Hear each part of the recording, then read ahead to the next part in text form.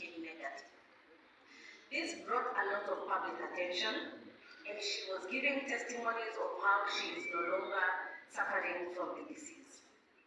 Now, through the county government, they did a multi-agency investigation and subjected our clients to numerous tests over and above what has been subscribed in the policy.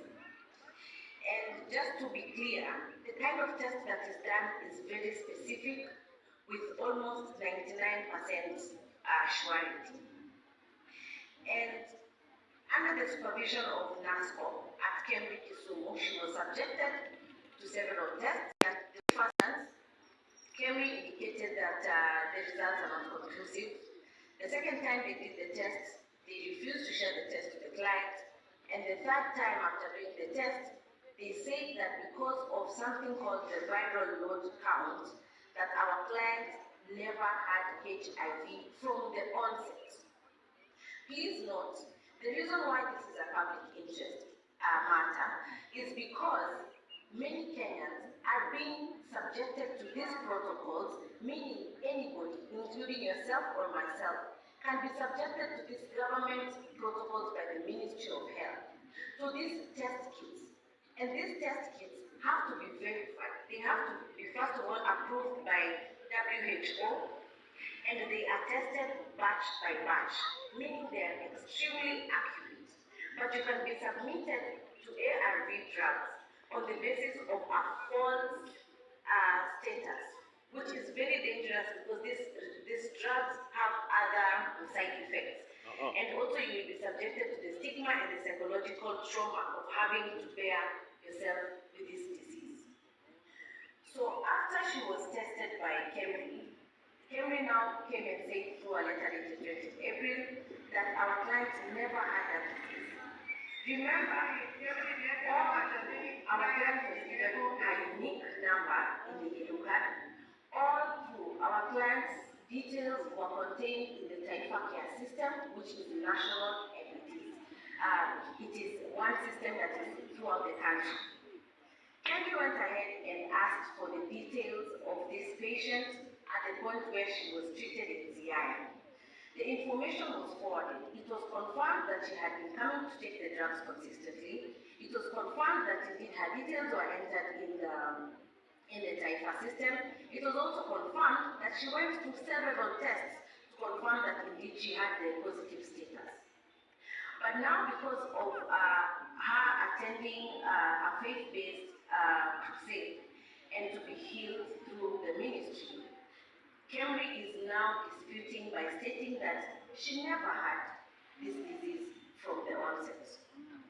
This is raising serious concerns because of the vicious and rigorous vetting that the kits are subjected through NASCOP, the Pharmacy and Poisons Board, and National Public Health Laboratories, and the batch verification, and the sensitivity levels and specificity. Therefore, it is hardly untenable that those results would have yielded a wrong outcome. And just to be sure, a patient is subjected to more than 2 tests. We do not know if Kemri got the authority to subject our client to numerous tests, and yet in their policy, they normally receive tests and give results and do not draw blood directly from clients or directly from patients.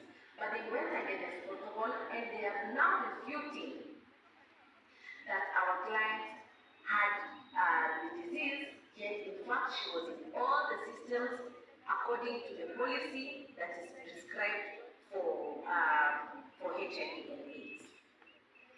We have written to the associate bodies, hoping in the fullness of time that Kemri will, number one, retract the conclusion that they drew about our clients through the letter dated 20th April, and that the Ministry of Health to clarify whether our clients and the general public ought to rely on their scientific system of HIV testing, and whether the same has been compromised against public interest.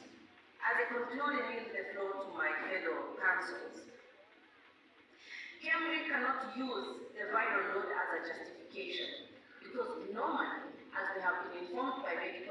practitioners before we initiate this quest is that as soon as a patient is subjected to the treatment of ARVs, after 6 weeks or thereabouts, the ARVs will show a low viral count. So they cannot say that it is the viral count that they are relying on or the justification to discredit our clients' beliefs and our client system. This country, we have freedom of religious associations, and that cannot be watered down by any person purporting to want to sanctify or make well the systems that we have got. So it is very important that this matter is addressed conclusively, owing to the sensitivity and the stigmatization and the psychological trauma that patients are undergoing. And they need to confirm without any iota of doubt that indeed the kits they have been using are WHO accredited and approved, tested and verified before we subject the general public and fellow Kenyans to psychological trauma and taking medication that is really not suitable for their needs. Thank you.